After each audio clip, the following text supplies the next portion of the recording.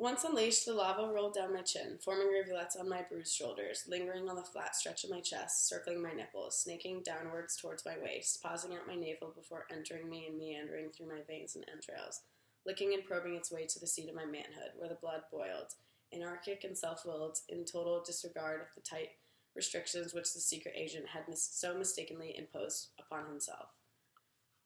So I think the most important part of this passage is when he's talking about the juices like entering him, and in my opinion, I think that he like thinks he can only become a man if he's like touched or like influenced by the seamstress, and that reflects like the importance of women in like society as a whole, but also like throughout the novel, since they're so young and they're like taken away from their families and like re-educated while they're teens, and while like at an essential time in their lives when they would like figure out who they are and like experience things with like women in a more like in a like city environment. It's like he's left to like fantasize about it in a much more like disturbing way than is usually like acceptable because of like his surroundings. Yeah. Mm-hmm.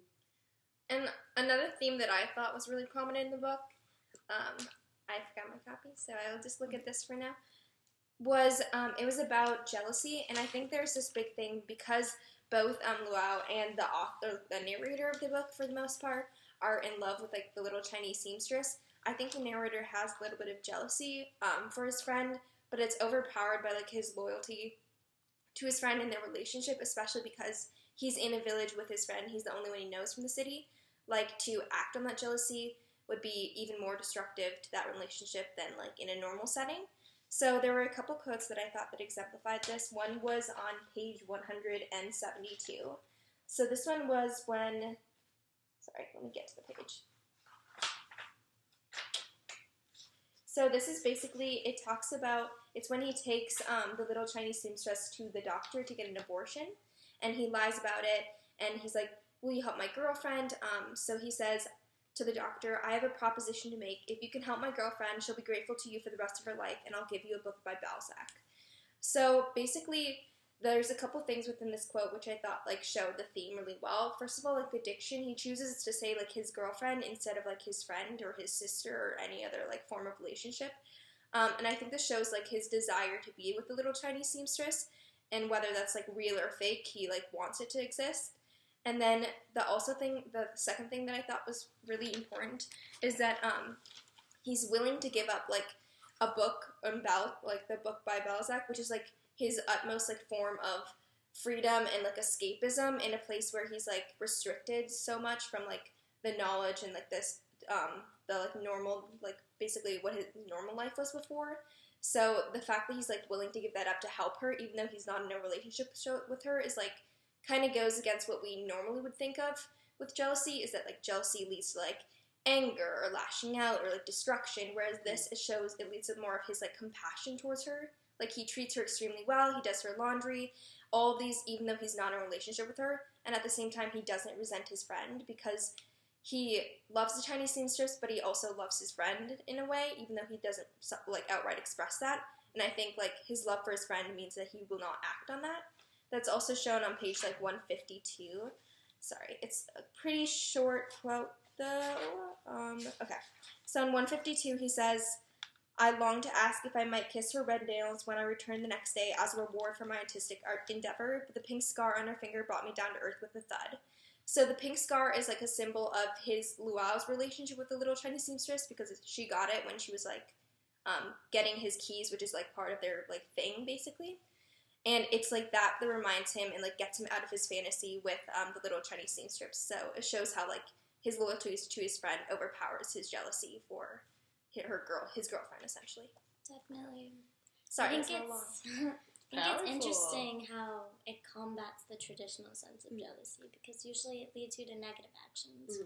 But this one shows positive outcomes, not necessarily positive, but like different. Do you guys think that like relates to the Cultural Revolution? Like the fact that these themes might show up differently in this book is like because of the setting? Jealousy, like, I don't know too much about the Cultural Revolution, but I feel like maybe during the Cultural Revolution there was a lot of polarism, if that's a word. Like Polarization? Yes. So, like, I feel like maybe, like, people had, like, conflicts, but that wasn't necessarily bad because it, like, produced something, like, better, maybe? I don't know.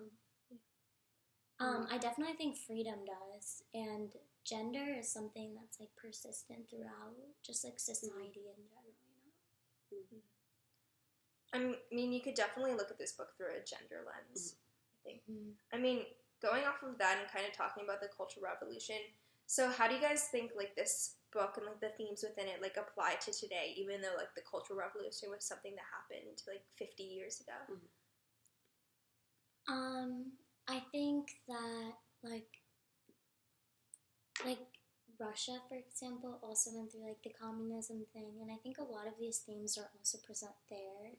Like, not necessarily, I guess, like, jealousy and, like, themes are, like, persist, like, they're in today's society, but, like, some, like, it kind of shows how these are kind of timeless in the sense that, like, all people want freedom. Like, all people want to, like, feel like they have, like, willpower and, like, the sense and control that they want. So, yeah. And, like, for jealousy, for example, that just manifests in everyday life.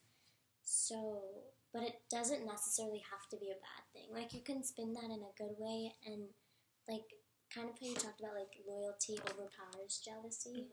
So, I would say the most prominent thing, in my opinion, is, like, the change that's, like, heavily, like, influenced on a group of people from, like, a leadership position. So, like, in the other books we've read, like, a dictator, or, like, the communism in this book, and how, like, timeless that is in different cultures across the world, and how, like, somebody's power can, like, dictate what, like, people that are very far from that power is, like, their lives. Yeah, I agree, and I definitely think there's, like, that struggle in relationships present, like, regardless of where you are or what time you are. And also it's interesting to think that, like, the Cultural Revolution, because it did happen in, like, the 60s, those people who were at the re-education camps, like, they're still alive today, and so a lot of, like, what they read through could impact, like, their daily lives, and so a lot of themes present within this book are probably present within their lives in, like, a similar manner. Maybe not, but it could be, at least.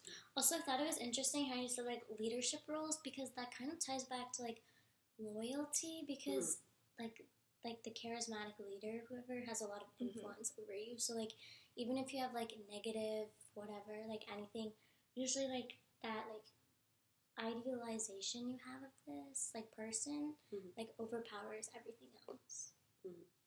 Yeah. Well, I think that's it, right? That's it for the Ask podcast. Join back Catch later. us next week.